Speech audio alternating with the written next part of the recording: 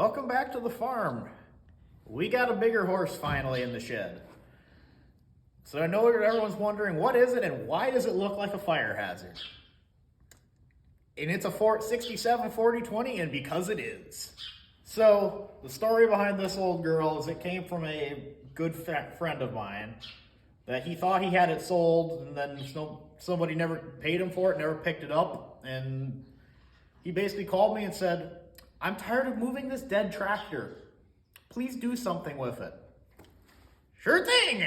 I'm gonna pass this on up. So we have a 67 40-20 gas burner. Don't mind if the side panels say diesel. It wishes it was diesel. Synchro mesh transmission or synchro smash because it's kind of worn out. The story behind it is it got parked at least 5, if not 7 years ago, because they're running it on an auger and the clutch stuck to the flywheel. They couldn't push the clutch in and stop the tractor anymore. They couldn't get it broke free.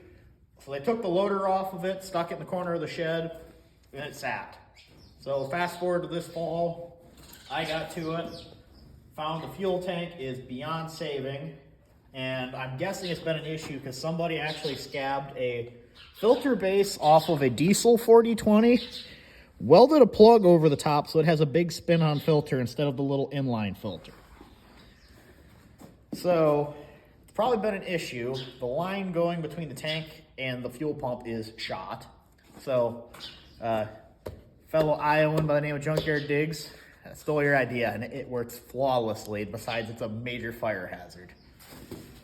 I mean, it's ratchet strapped, not even bungee corded. We have some safety, but I got it running, driving. The loader wasn't off of it.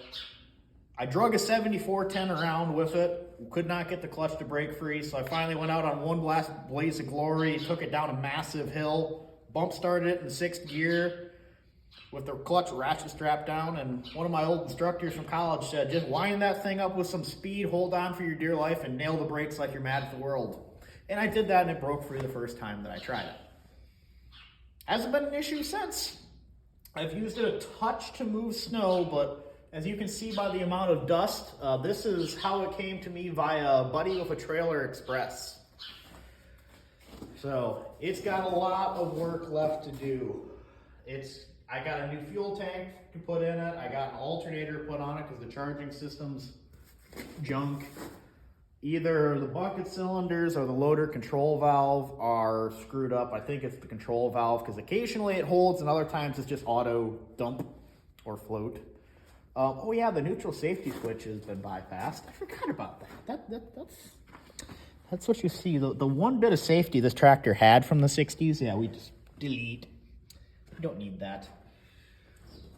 So there will be a few videos on repairs for this old girl, but it is to come.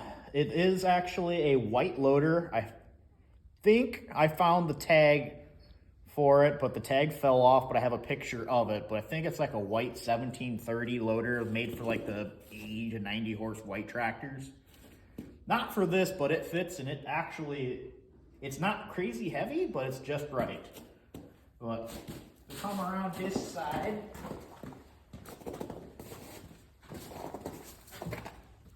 surprisingly enough, the tin is actually very straight on this tractor for having a loader hung on it most of its life. Or, well, half of its life by guesstimate. But I'm not going to start it now because it's cold and it's cold-blooded. Oh yeah, the choke cables froze up too, so that's why it doesn't start in the cold. Yeah. But surprisingly enough, I mean, old tractor wiring sketchy enough, but all the lights work. I mean, that's a first. How often does that happen? So this will hopefully retire the Super M from round bale moving duties, but much to be done. I'm going to get a conversion kit to turn the loader into using skid steer attachments, and yeah, this thing went from being a barn ornament to it's unretired.